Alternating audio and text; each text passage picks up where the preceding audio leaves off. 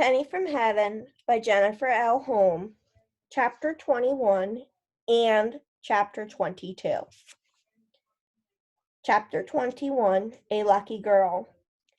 Mr. Mulligan shows up on our porch after school. He's wearing a suit and tie, not his milkman uniform, and has a paper bag in one hand. You get the afternoon off? I ask when I open the door. Something like that, he says, and he fiddles with his tie nervously. Mother's at work, I tell him. Actually, he says, I wanted to talk to you. May I come in? Sure, I say, wondering why he's acting so funny. We walk into the parlor, and he sits in the love seat, and I sit on the padded chair. Who's that? Mimi calls from the kitchen. Mr. Mulligan, I call back.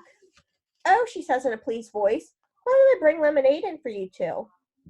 Mimi comes in with a tray of lemonade and oatmeal cookies and sets it out before us. Those cookies are fresh from the oven. Now you two have a nice visit, she announces before bustling off. We sit there in silence for a moment. Mr. Mulligan reaches for a cookie. I wouldn't if I were you, I say, and he puts it back. Penny, Mr. Mulligan says, clearing his throat loudly. I was wondering if you would give me your permission to marry your mother. I look around. Me? Shouldn't you be asking Pop Pop? I say. Your mother said I should ask you first, he says. Oh, I say. Gee, I love your mother an awful lot, he says, his leg bouncing. I don't say anything. I promise I'll be real good to her and to you, of course, he says, quickly wiping away a drop of sweat. And Pop Pop and Mimi, I swing my legs. I know I can't replace your father, but I'll do my best to be a good dad, he says. We sit there a moment longer. He swallows hard. But what do you say? What's in the bag? I ask. Ice cream, he says. What flavor? Butter pecan, he says with a slow grin. What can I say to an offer like that?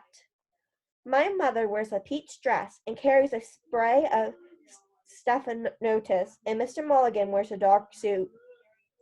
I get to be the flower girl and maid of honor all in one. Instead of me carrying a bouquet, Frankie has the bright idea of twining flowers all around my sling, which looks sort of fancy or sort of like something Tarzan would do, depending on how you look at it. Either way, the judge compliments me on my arm.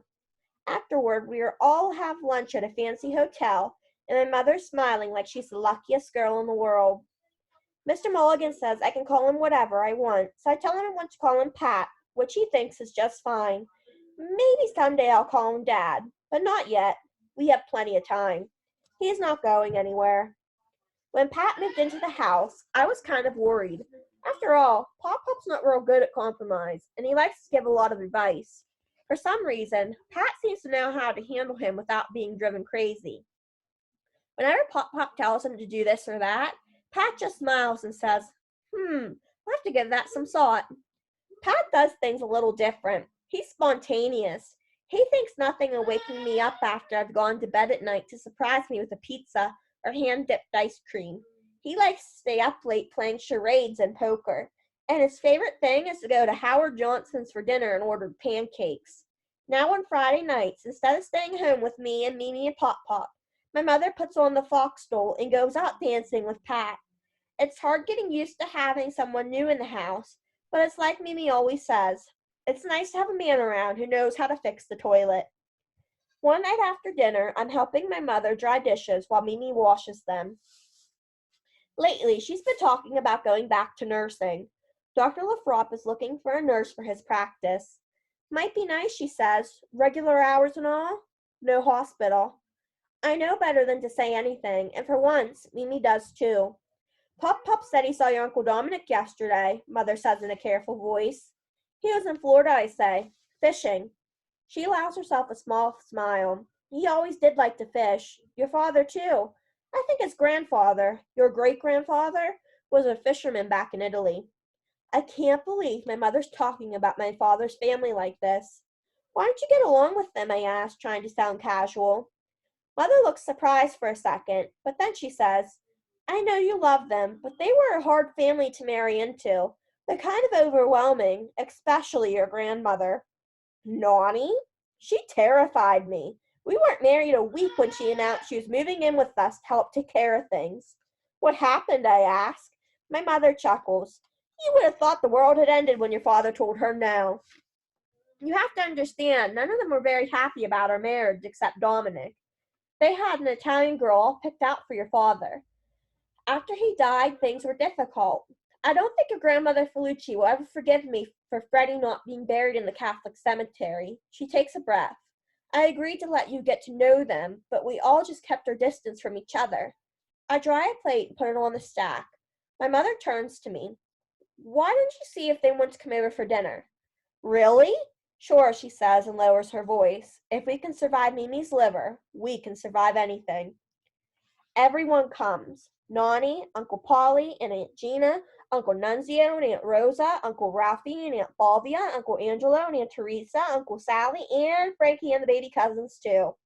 There's so many of them, like their own ball club or something. My mother has taken extra care with her hair and is wearing a new dress. Nani walks right up the steps to my mother. Eleanor, she says. Genevieve, my mother says, and I'm so shocked I could barely breathe. I didn't even know my grandmother had a first name. Your hair, Nani says. You cut. Yes, my mother replies in an even voice. Yes, I did. My grandmother looks at her for a long minute and then nods in approval. We go into the parlor, and Mimi gets everyone a drink.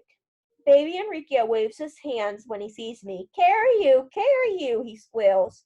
I can't pick him up, so I kneel down next to him and he gives me a sloppy kiss on the ear, or maybe a bite. Not exactly sure, but he's still a doll. I like the black, Aunt Gina says, looking around. It's Mother's idea. Don't touch that side table. I think it's still wet, my mother says, rolling her eyes, and Aunt Gina laughs. I go and stand by Pat. This is Pat, I announce to everyone.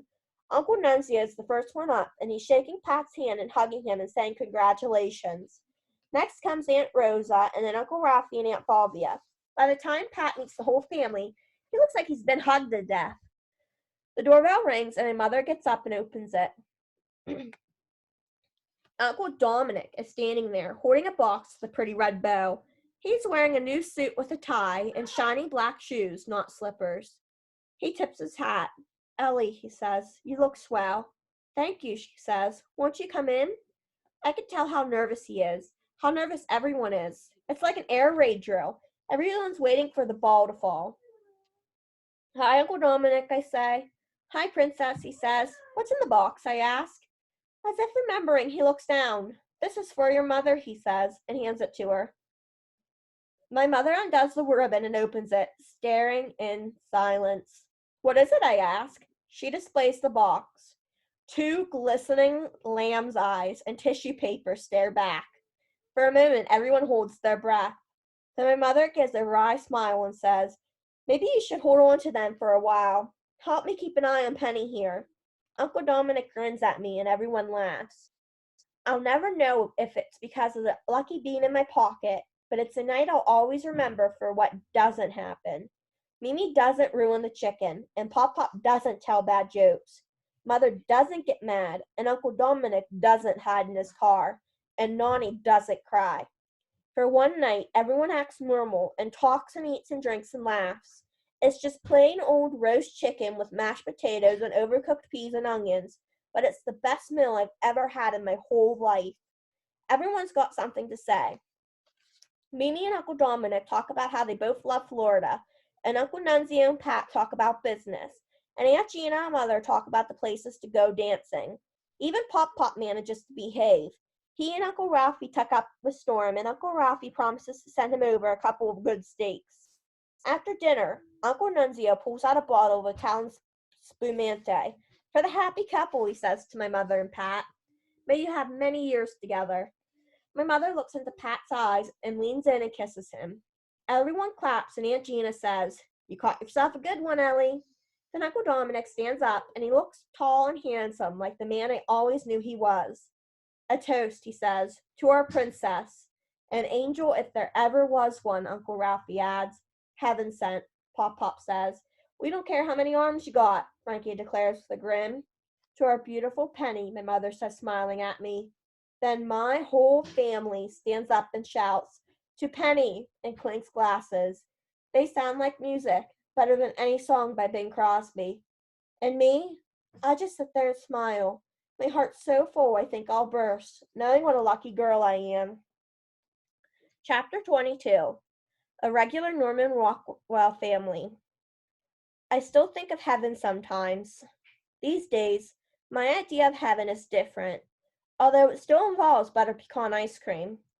I want to say that my father's family came over all the time after that night, that we ate dinner and celebrated holidays together and everything. I want to say that we were like a picture postcard, a regular Norman Rockwell family, but that's not what happened. We just continued on as we always had, but it was all right somehow. And Uncle Dominic? In my heaven, Uncle Dominic's pulled himself together and is playing ball again. In my heaven, he lives in a house and has a wife and a baby.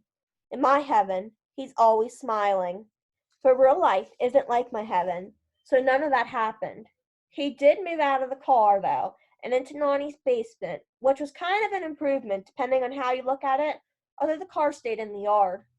Every once in a while, I'll find him there, listening to the radio, watching the world pass by, and I always ask him the same thing. Remember that time we saw them Blums play at Ebbets Field, I'll say. Sure, he'll say. Those were good seats, right?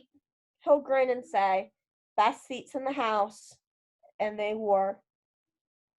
End of Penny from Heaven.